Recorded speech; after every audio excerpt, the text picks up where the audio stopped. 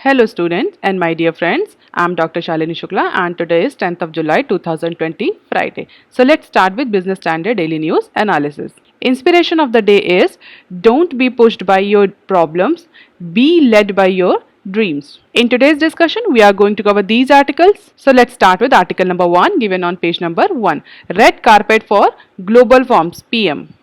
कल हमारे प्रधानमंत्री नरेंद्र मोदी जी ने इंडिया ग्लोबल वीक 2020 के इनाग्रेशन सेशन में स्पेशली इनवाइट किया है बहुत सारे कंट्री से फॉरेन इन्वेस्टमेंट को on different sector from defence to space and to agriculture. Narendra Modi ji ने या हमारे प्राइम मिनिस्टर ने इंडिया के स्ट्रक्चरल रिफॉर्म्स को friendly investment friendly and competitive policies को इकोनॉमिक रीस्ट्रक्चरिंग को green shoots of economic recovery इन सब को लीवरेज करते हुए फॉरेन इन्वेस्टर्स को इनवाइट किया है कि वो आए और इंडिया में इन्वेस्ट करें। पीएम ने इस बात पर भी टारगेट किया कि जिस तरह से वर्ल्ड में ग्लोबल कम्युनिटी में प्रोटेक्शनिज्म बढ़ रहा है या एंटी ग्लोबलाइजेशन की वेव आ रही है, उसमें इंडिया का जो आत्मनिर्भर भारत मिशन है, जो आत्मनिर्भर भारत योजना है, that is not actually protectionist policy of India. India is developing and is going to develop itself with the progress of world. तो इंडिया को one of the most open economy कहते हुए हमारे प्राइम मिनिस्टर जी ने बहुत सारे जो foreign community वहाँ पर रिप्रेजेंट कर रही थी, डिफरेंट इंडस्ट्री कैप्टन आए थे, थॉट लीडर्स आए थे, पॉलिटिशियंस आए थे, उनको इनवाइट किया है कि वो आएँ और इंडिया में इन्वेस्ट करें and they will get the suitable और facilitative and cordial investment policy. अब इस न्यूज़ में बहुत ज़्यादा कुछ जो पीएम ने कहा वो तो इम्पॉर्टेंट है ही, बट कुछ अदर की पॉइंट्स है जो बहुत इंपॉर्टेंट हो जाते हैं probably if you are preparing for any state और सिविल एग्ज़ाम्स और एनी पीएसयू एग्ज़ाम और एनी बैंकिंग एग्ज़ाम. अब यहाँ पर क्या की पॉइंट्स है जो बहुत इंपॉर्टेंट है. सबसे इम्पॉर्टेंट पॉइंट यहाँ पर ये है कि ये ग्लोबल वीक जो इंडिया ग्लोबल वीक 2020 हुआ है, ये याद रखेंगे this is a 3-day virtual conference. It is a virtual conference. क्यों वर्चुअल है? क्योंकि कोविड-19 की वजह से गैदरिंग इज़ नॉट सूटेबल. तो it is a 3-day virtual conference जिसमें different industry captain, thought leaders, political representatives आते हैं.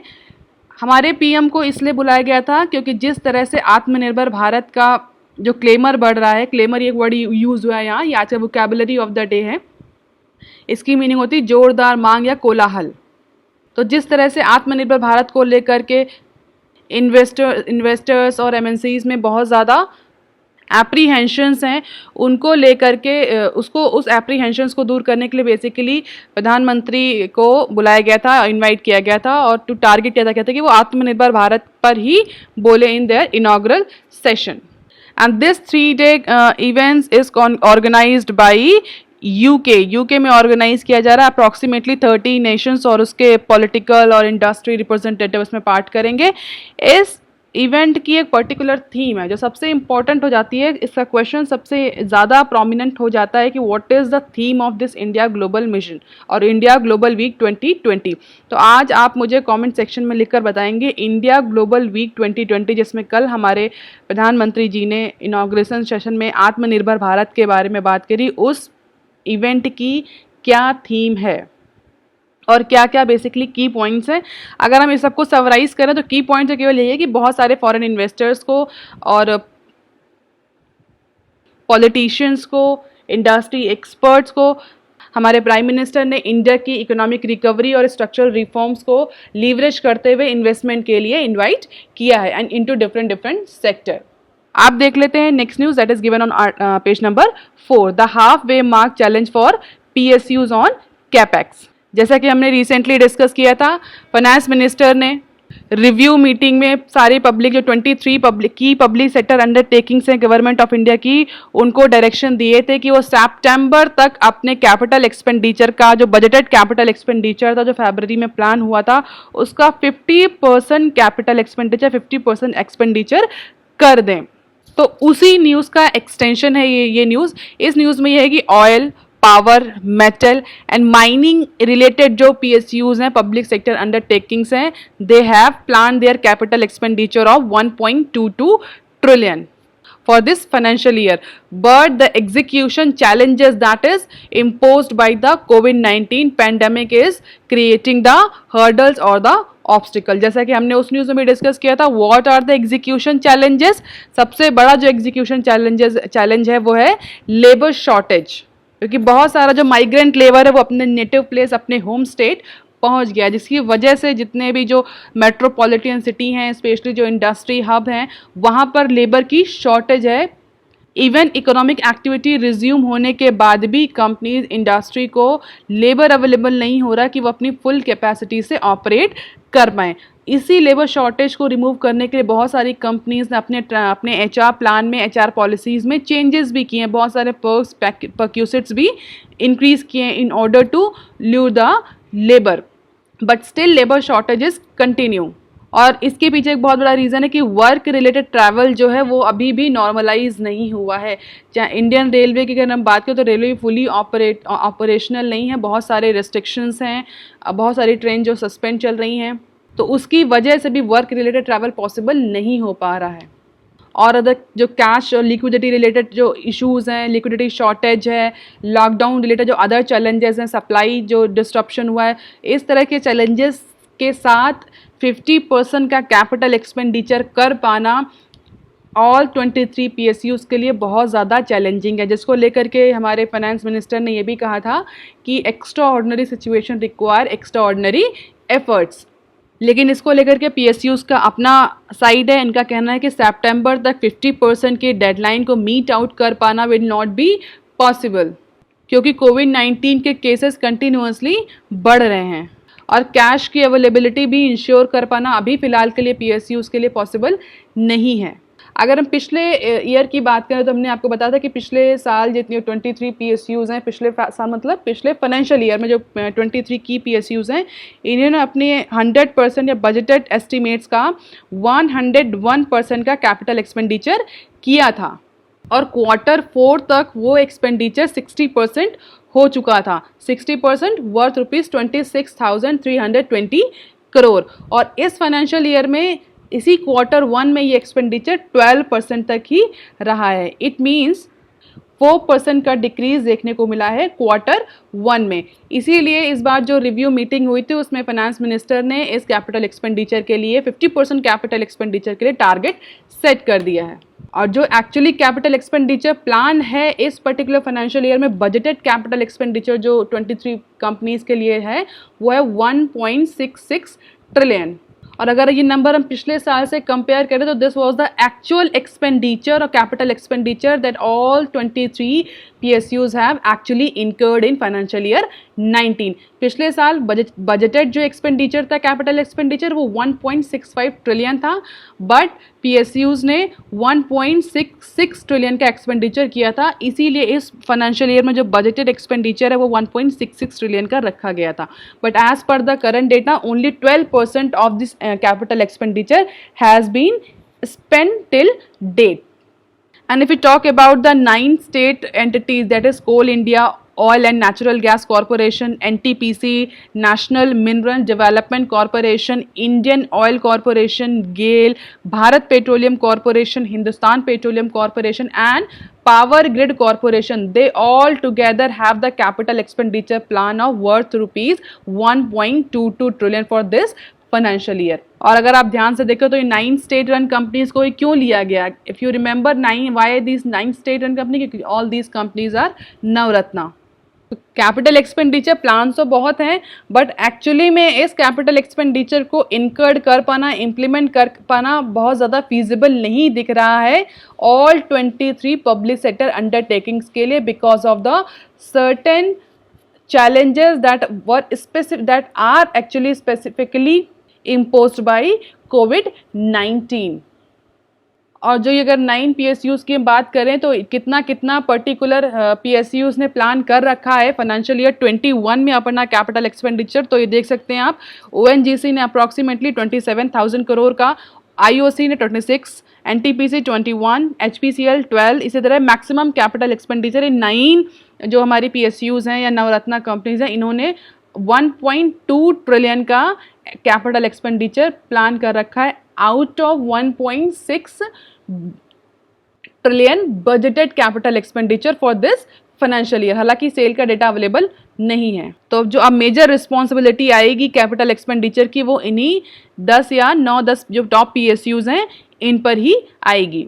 तो अब ये कैसे इन चैलेंजेस को, लेबर शॉर्टेज को, सप्लाई चेन डिस्ट्रप्शन को, कैश लिक्विडिटी क्रंच सप्लाई को कैसे ओवरकम करते हुए एक्चुअली ये हमारी जो PSUs हैं एक्सपेंडिचर कर पाती हैं, ये आगे फ्यूचर के इश्यूज हैं। आप देख लेते हैं article number 3 given on page number 4। Minimum wage law में B delayed by 2 months. It's been a year then the Code on Wages Act has become the law, but the Union government is still inviting public comment on a draft rule pushing its effective date for implementation at least 2 months.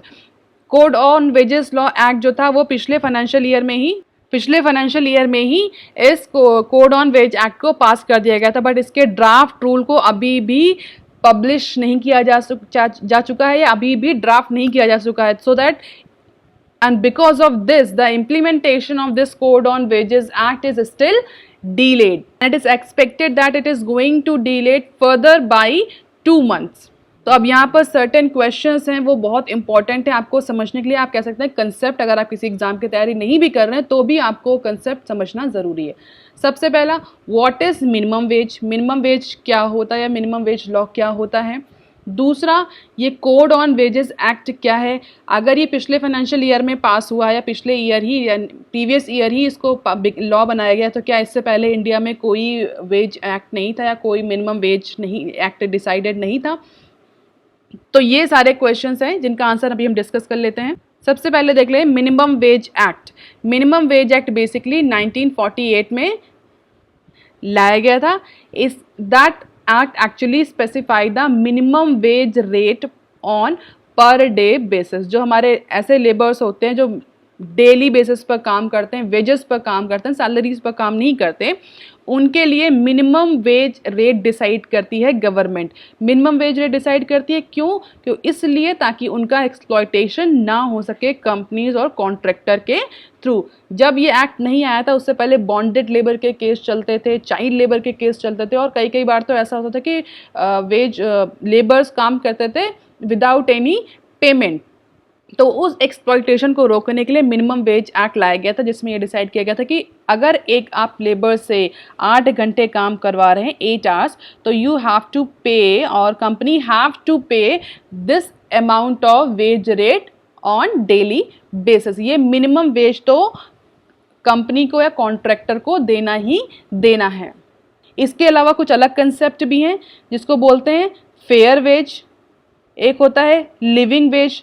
तो ये सारे concept आप मुझे comment section में लिखकर बताएंगे कि fair veg क्या होता है और लिविंग वेज क्या होता है। मिनिमम वेज होता है it is a lowest amount that a company has to pay, मतलब कंपनी को पे ही करना है, कॉन्ट्रैक्टर को पे करना है, इससे कम किसी भी लेबर को पे नहीं किया जा सकता अगर वो 8 घंटे आप उससे काम ले रहे हैं। तो basically minimum wage act specify the minimum wage rate on per day basis and extend to entire country and is revised within a period of not less than 5 years. However, there is a provision to increase the dearness allowances every 2 years. तो DA आप हर 2 साल में revise कर सकते हैं और 5 year का period जो दिया गया मिनिमम वेज के रिवीजन का दिया गया। हालांकि ये जो मिनिमम वेज एक्ट होता है that specifically apply for labour section और स्किल सेमी स्किल्ड और अनस्किल्ड जो लेबर क्लास होता है उस पर ज़्यादा एप्लीकेबल, या इंडस्ट्री सेटिंग में या मैन्युफैक्चरिंग सेटिंग में ज़्यादा एप्लीकेबल होता है। अब यहाँ पर है कि ये कोड ऑन वेजेस ये क्या है भाई। तो मिनिमम वेज एक्ट 1948 था, तो देन गवर्नमेंट ने कोड ऑन वेजेस ये क्यों फाइनेंशियल ईयर 2019 में क्यों इम्प्लीमेंट किया, क्यों लाया। तो बेसिकली अगर हम बात करें इंडिया में 44 लेबर लॉज थे, अप्रॉक्सीमेटली 44 मेन लेबर लॉज हैं इंडिया में, और ये लेबर लॉज इतने कॉम्प्लेक्स हैं, या इनको आप ये भी बोल सकते हैं बहुत ज़्यादा क्लियर डिस्टिंक्शन नहीं होता था। इवन कई सारे लेबर लॉ एक दूसरे को ओवरकम करते थे या एक दूसरे से उनके प्रोविजन क्लैश करते थे। जिसकी वजह से जो इंडस्ट्री होती थी वो लेबर लॉस को लेकर के बहुत ज़्यादा एप्रीहेंशन में रहती थी। और इंडिया में इन्वेस्टमेंट ना करने का एक बहुत बड़ा रीज़न ये भी होता था कि complex and stringent labour laws. कई बार इंडस्ट्री एक्सपर्ट्स को वो लेबर लॉस उनका इंटरप्रिटेशन समझ नहीं आता था। वो इतने स्ट्रिक्ट होते थे कि अगर कंपनी अपने विश पर चाहे ले ऑफ करना, तो कंपनीज के लिए ले ऑफ करना बहुत ज़्यादा प्रॉब्लमेटिक हो जाता था, क्योंकि बहुत सारे लीगल चैलेंजेस फेस करने पड़ते थे कंपनीज को, अगर कंपनी कोई बिग ले ऑफ पर या बड़े लार्जर ले ऑफ पर जाती थी।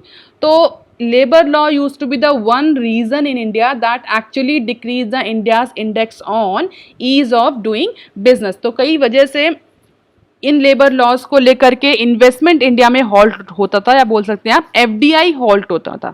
तो उस चीज को रिमूव करने के लिए गवर्नमेंट ऑफ इंडिया ने ये डिसाइड किया कि जितने भी लेबर लॉज हैं, 44 लेबर लॉज हैं, इनको कोडिफाई किया जाएगा केवल 4 कोड्स में। तो आप ये कह सकते हैं कि all 44 labour laws prevailing in India has been codified into 4 codes on labour laws. So in order to make it more simplified and more efficient in implementation, तो ये 4 कोड कौन से हैं? The code on wages, the occupational safety health and working condition code 2019, the code on social security 2019, the industrial relation code 2019. अभी तक अगर हम बात करें तो ये जो 3 नीचे वाले कोड्स हैं, occupational safety, social security and industrial relation, ये तीनों ही कोड पार्लियामेंट से पास हो चुके हैं और इन पर ड्राफ्ट भी बन चुका है, they are properly implemented. But जो कोड ऑन वेजेस है ये पार्लियामेंट से लॉ तो में तो बन चुका है, एक्ट की तरह पास हो चुका है, बट इस पर अभी रूल ड्राफ्ट नहीं हुए, जिसकी वजह से इसका अभी इम्प्लीमेंटेशन नहीं हो पाया. तो ये न्यूज़ इसी डीले पर है कि अभी तक ये एक्सपेक्ट किया जा रहा था कि जल्दी ही रूल बन जाएंगे, code on wages rule central के जो 2020 तक आ जाएंगे.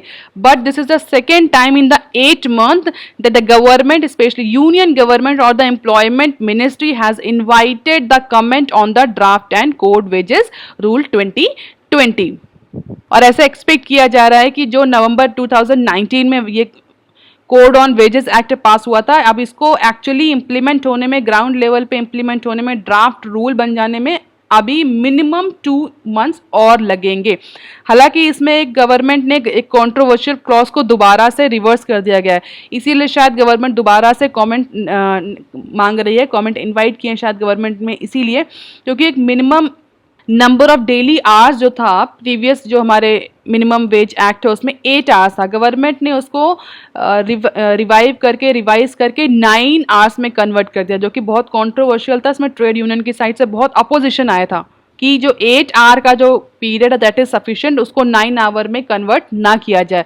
So the government has reverse the controversial clause that had sought to increase the minimum number of daily hours for worker to qualify for minimum wages and other provisions of law from 8 to 9 hours. Means अगर अभी तक 8 घंटे आप किसी labour से काम करा रहे थे तो वो लेबर लॉज के तहत मिनिमम वेजेस एक्ट के लिए क्वालिफाई हो रहा था. अब वो 8 घंटे की लिमिट बढ़ा करके 9 आवर्स कर दी गई है, 9 घंटे कर दी गई, जिसके लिए बहुत सारे जो इंडस्ट्री बोल सकते हैं आप HR के लेबर प्रोपोनेंट हैं या जो ट्रेड यूनियंस हैं, बहुत ज़्यादा अपोजिशन आया था. तो फर्स्ट ड्राफ्ट में गवर्नमेंट ने इस कंट्रोवर्शियल क्लॉज को रिमूव कर दिया था, बट सेकंड जो ड्राफ्ट आया उसमें दोबारा से गवर्नमेंट ने इस कंट्रोवर्शियल क्लॉज को रिटेन कर दिया है और मिनिमम वेजेस या अदर जो प्रोविजंस हैं लॉ के उनको अवेल करने के लिए, उनके बेनिफिट अवेल करने के लिए लेबर को मिनिमम 9 आवर का वर्क करना पड़ेगा, देन ओनली ही और she will be eligible for minimum wage.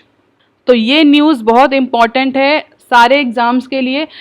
4 code कौन से हैं ये आप याद रखेंगे, और ये भी अगर आप याद कर पाए तो ये भी याद कर लीजिए कि हर कोड में कौन कौन से लॉज जो हैं वो सब्ज्यूम्ड हुए हैं, कौन कौन से कोड ऑन वेजेस एक्ट ने द कोड ऑन वेजेस ने कितने एक्ट को सब्ज्यूम किया है, ऑक्यूपेशनल सेफ्टी कोड ने कितने एक्ट को सब्ज्यूम किया है, कोड ऑन सोशल सिक्योरिटी ने कितने एक्ट को सब्ज्यूम किया है, और इंडस्ट्रियल रिलेशन कोड ने कितने एक्ट को सब्ज्यूम किया गया. तो इसलिए गवर्नमेंट ऑफ इंडिया ने बहुत सारे 44 आप बोल सकते हैं लेबर लॉज को इन 4 कोड में सब्ज्यूम कर दिया है, जिससे कि इनको समझने में, इनके इम्प्लीमेंटेशन में, एग्जीक्यूशन में ईजीनेस रहे.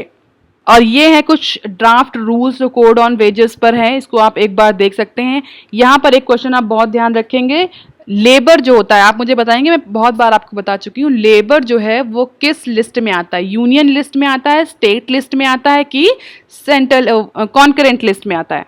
लेबर जो आइटम है वो सेंट्रल लिस्ट में, मतलब सेंटर की पावर अथॉरिटी में आता है, स्टेट लिस्ट में कि स्टेट के अथॉरिटी में आता है, या कॉन्करेंट या दोनों की लिस्ट में आता है। तो कॉन्करेंट मीन्स लिस्ट मीन्स दोनों की ही अथॉरिटी ज्यूरिडिक्शन में आता है। तो ये आपको बहुत क्लियर होना चाहिए और कमेंट सेक्शन में लिखकर बताएंगे कि लेबर आइटम, लेबर इशू किस लिस्ट में फॉल करता है। और ये आप थोड़े से ड्राफ्ट, जो इंपॉर्टेंट ड्राफ्ट रूल्स हैं उनको डिटेल में देख सकते हैं। आप देख लेते हैं article number 4 given on page number 6। Government plan to raise 20,000 crore by selling stake in CIL and IDBI bank. जिस तरह से कोरोना के केस इंडिया में बढ़ रहे हैं, इंडिया ने रशिया को सरपास करते हुए थर्ड पोजीशन पर इंडिया आ गया है और गवर्नमेंट का रेवेन्यू ड्राई अप हो रहा है, क्योंकि वेलफेयर पर, सोशल सिक्योरिटीज पर जिस तरह के गवर्नमेंट का एक्सपेंडिचर बढ़ रहा है, तो उसको देखते हुए अब गवर्नमेंट ऑफ इंडिया या union government is considering another plan to raise as much as 20,000 crore by selling its stake into the world largest coal producer, that is CIL and IDBI bank, so that government can actually fund its stimulus package in order to boost the economy, in order to finance their welfare program। कल की news में हमने discuss किया था कि RBI के पास direct financing के लिए भी गवर्नमेंट ऑफ इंडिया जा सकती है, क्योंकि रिवेन्यू ड्राई अप हो गया है और कोरोना के केसेस कंटिन्यूअसली बढ़ रहे हैं।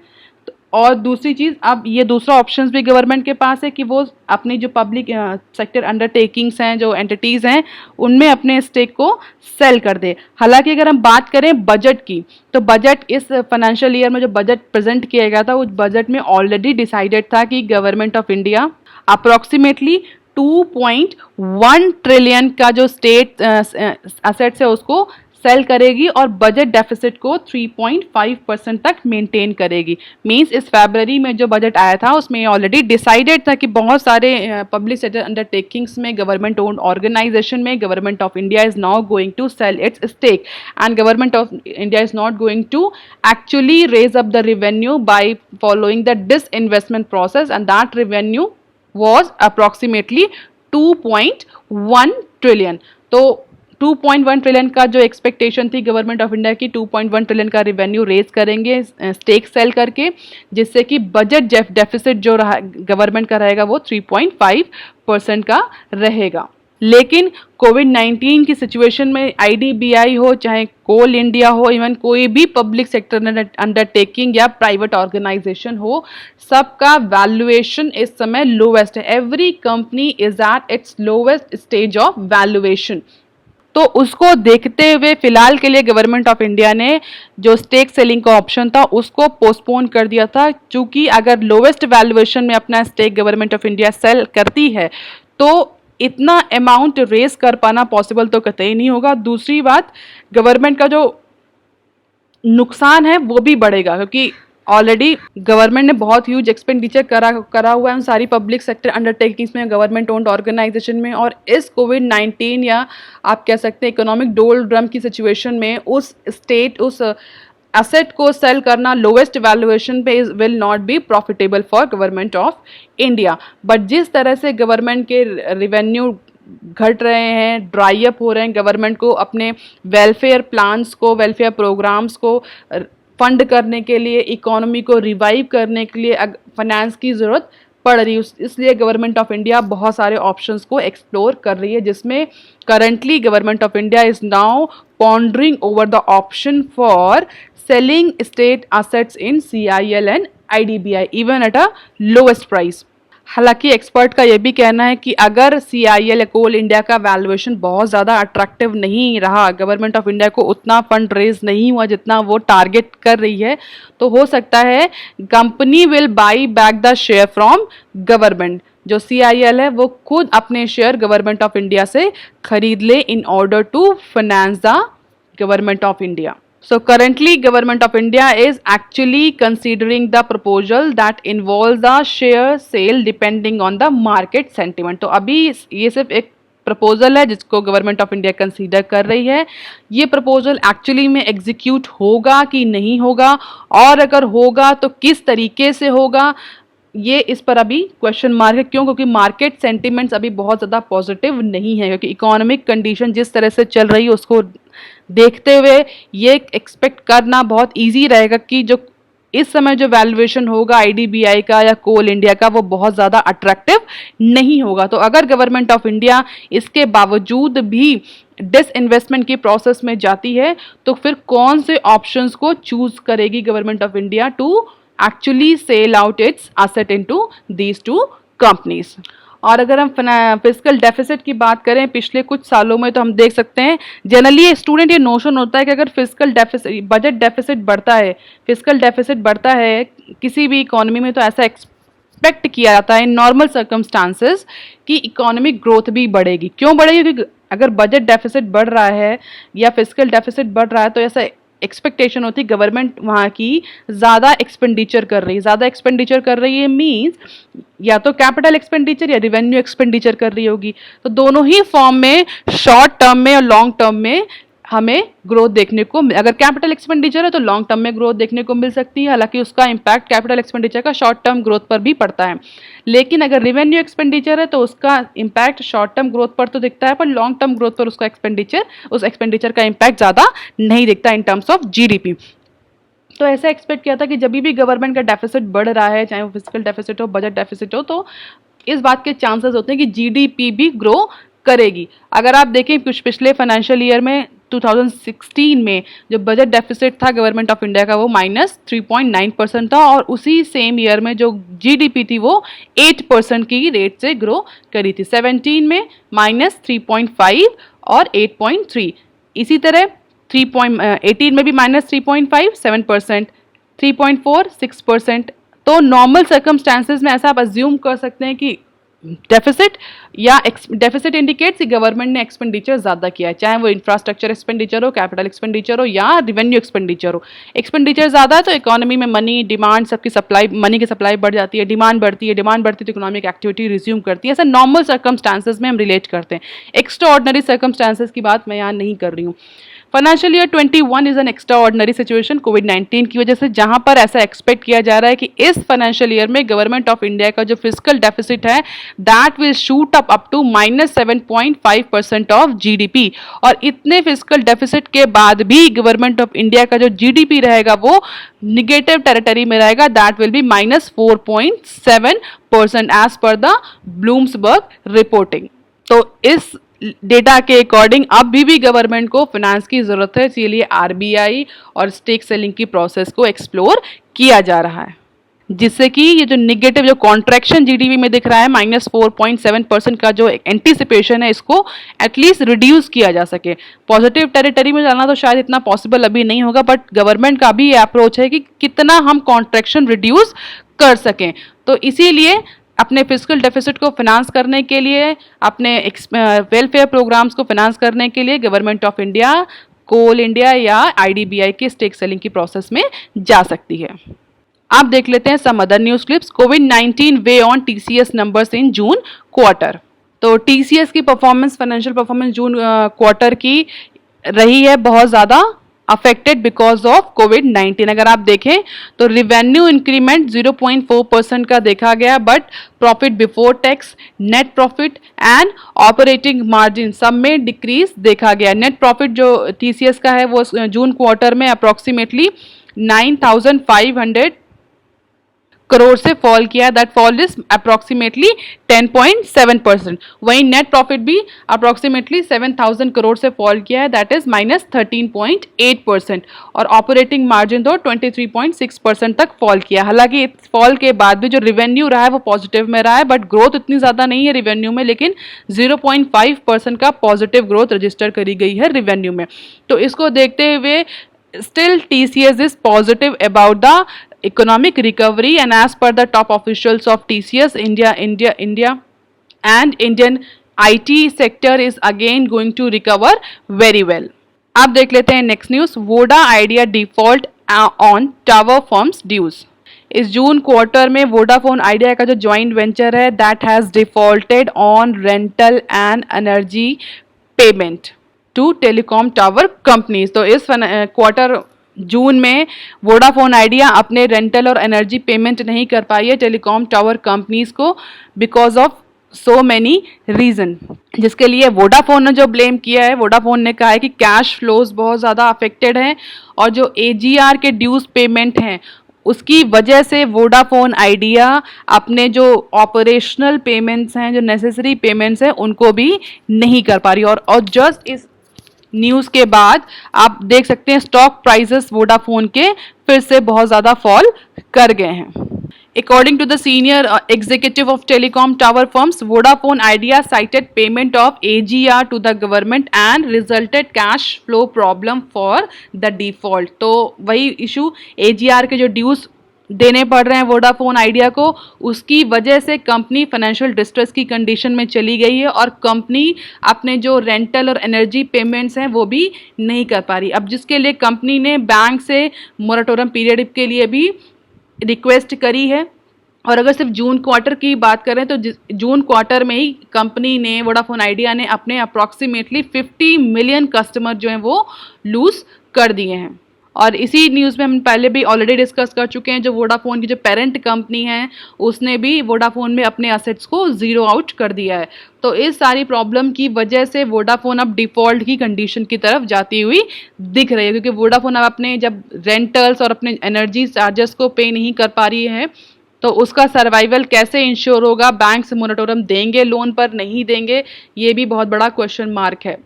इसीलिए Vodafone idea continuously government of India से इस बात की रिक्वेस्ट कर रही है कि उसको एजीआर ड्यूज के लिए उसका जो डेडलाइन है उसको एक्सटेंड कर दिया जाए, उसको और ज़्यादा टाइम दिया जाए कि वो अपने एजीआर ड्यूज पे कर पाए। अगर फाइनेंस की बात करें, की फाइनेंशियल्स की बात करें, तो इस फाइनेंशियल ईयर में 20 में वोडाफोन आइडिया का जो प्रॉफिट बिफोर टैक्स था वो फॉल किया है 61,797 करोड़, माइनस में ये है, माइनस फॉल किया है। प्रॉफिट आफ्टर टैक्स -73,000 करोड़ तक का फॉल रहा है फाइनेंशियल ईयर 20 में। तो वोडाफोन आइडिया की जो फाइनेंशियल कंडीशन है, फाइनेंशियल बुक है, that is not very much lucrative और जिसकी वजह से उसके शेयर के मार्केट प्राइस है वो भी कंटिन्यूसली फॉल कर रहा है। अगर आप देखें तो जून जुलाई से अगर आप देखें तो ये कंटिन्यूसली फॉल आपको दिखेगा वोडाफोन आइडिया के शेयर प्राइसेस में। और अगर बीच में कुछ आप देखें कि इम्प्रूवमेंट है, वो इम्प्रूवमेंट भी कुछ न्यूज़ के कारण हुआ था, जिसमें हमने ये न्यूज़ सुनी थी या न्यूज़ एक ऐसी आई थी कि Google is going to acquire the share into Voda Idea, तो उसकी वजह से कुछ जंप देखने को मिला था, बट लेटर ऑन फिर से वो फॉल रजिस्टर कर रही है वोडाफोन आइडिया के स्टॉक परफॉर्मेंस में। अब देख लेते हैं next news. Gujarat scraps order to pay more for power. Recently Gujarat government ने पावर परचेज एग्रीमेंट, जो पीपीए एग्रीमेंट था, उसको रिवाइज करने की बात करी थी। एक ऑर्डर पब्लिश किया था जिसमें जितने भी कंपनीज, चाहे टाटा पावर मुंद्रा हो, अडानी पावर हो, एसआर पावर, इन सब के साथ जो पावर परचेज एग्रीमेंट थे उसको रिवाइज करने का डिसीजन लिया गया था। और उस रिजोल्यूशन में जितने जो प्राइवेट डेवलपर्स हैं, टाटा, अडानी, एसआर, इनको अलाउ किया गया था कि they can charge a higher tariff.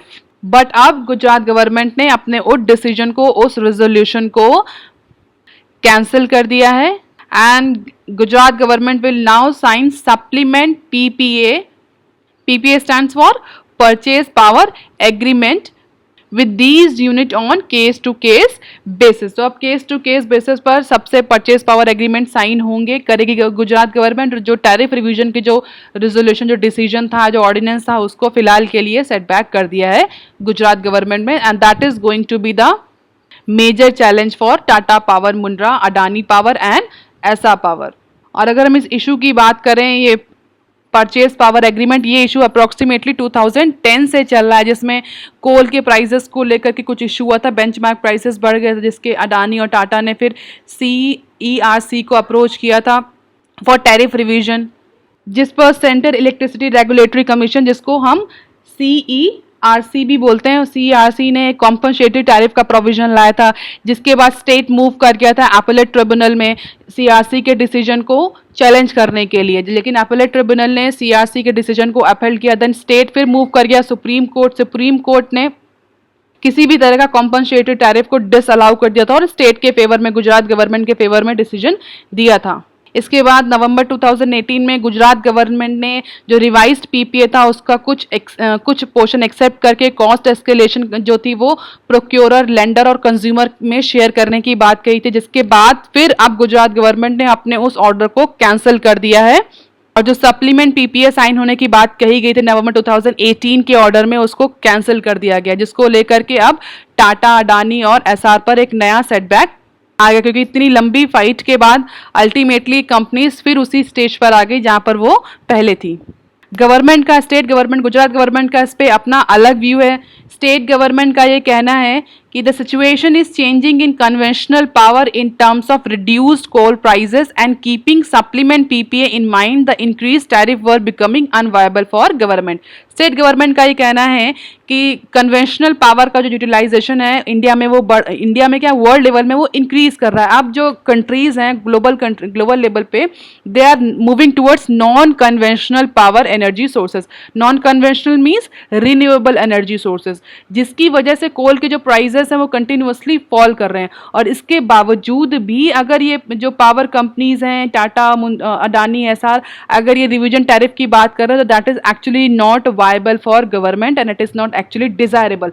ये गुजरात गवर्नमेंट का पॉइंट ऑफ व्यू है इस चीज़ को लेकर के, और इसी पॉइंट ऑफ व्यू को लेकर के गुजरात गवर्नमेंट ने अपना जो अर्लियर ऑर्डर था नवंबर 2018 में उसको कैंसिल कर दिया। आज की news of the day, government plans to raise 20,000 crore by selling its stake into CIL and IDBI. जहां पर आप सीआईएल के बारे में थोड़ा सा पढ़ सकते हैं, आईडीबीआई के बारे में थोड़ा सा इंफॉर्मेशन पढ़ सकते हैं, और डिस इन्वेस्टमेंट के एडवांटेज और डिसएडवांटेजेस के बारे में भी पढ़ सकते हैं। आज की vocabulary of the day, claimer. Claimer means कोलाहल, जोरदार मांग करना। हमने किस कंटेक्स्ट में पढ़ा है इस वर्ड को? आत्मनिर्भर भारत और जो इंडिया ग्लोबल वीक 2020 हुआ है उसके कंटेक्स्ट में क्लेमर वर्ड हमने पढ़ा है। All these are the references. For lecture PDF, you can join my Telegram channel and you can follow me on Twitter and ResearchGate. That's all for today, students. If you like, please share and subscribe. And if you have any query and suggestion, please write on comment section below. Thank you.